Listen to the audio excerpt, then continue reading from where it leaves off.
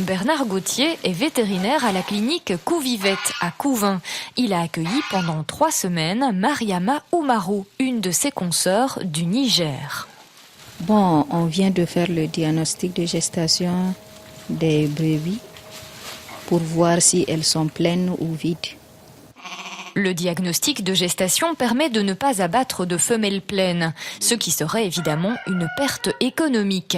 La pratique est bien intégrée chez les éleveurs belges, mais pas encore au Niger. Ils ignorent un peu l'importance du diagnostic de gestation, c'est un peu ça. Sinon, on ne le fait presque pas. Et on abat beaucoup. Deux fois, c'est à l'abattoir même qu'on se rend compte que la femelle est gestante. Donc c'est trop tard. Lors de son stage à Couvin, Mariama a pu apprendre des actes techniques comme celui-là, mais aussi découvrir notre organisation du travail ou les différentes méthodes de sensibilisation des éleveurs. Est-ce que c'est justement intéressant que ce soit eux qui viennent ici et pas l'inverse ?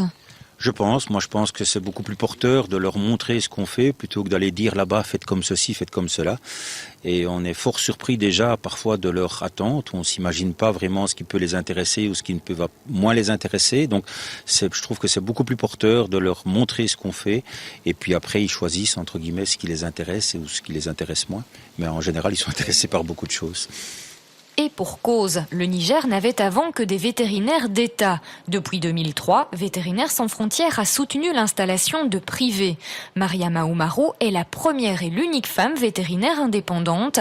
Elle gère un réseau de 62 auxiliaires d'élevage dans la région de Maradi, au sud du pays. Ceci permet plus de proximité. Généralement, les gens sont loin dans des endroits très reculés, mais avec le réseau d'auxiliaires, donc on arrive à sillonner, à couvrir au moins une partie d'éleveurs et à intervenir ça et là pour d'éventuelles maladies et interventions.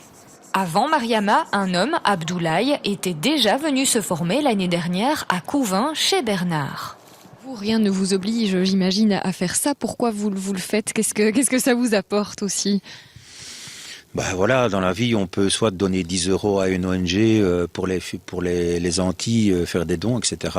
Moi, je trouve que c'est beaucoup plus porteur, beaucoup plus valorisant de donner de sa personne, entre guillemets, que de donner de l'argent. Et donc, c'est un peu l'objectif qu'on a au niveau de l'Union professionnelle vétérinaire, c'est d'essayer non pas d'apporter des dons, mais d'apporter de l'humain.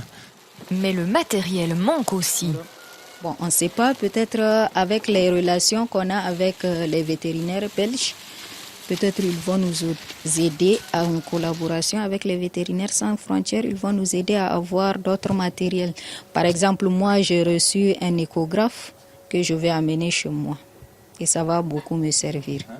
Mariama repart donc avec un échographe, mais surtout des connaissances supplémentaires qu'elle ne manquera pas de partager en Afrique. Et pour votre information, sachez que Vétérinaires sans frontières renouvellera l'expérience l'année prochaine avec voire des vétérinaires du Niger, du Mali ou encore du Burkina Faso.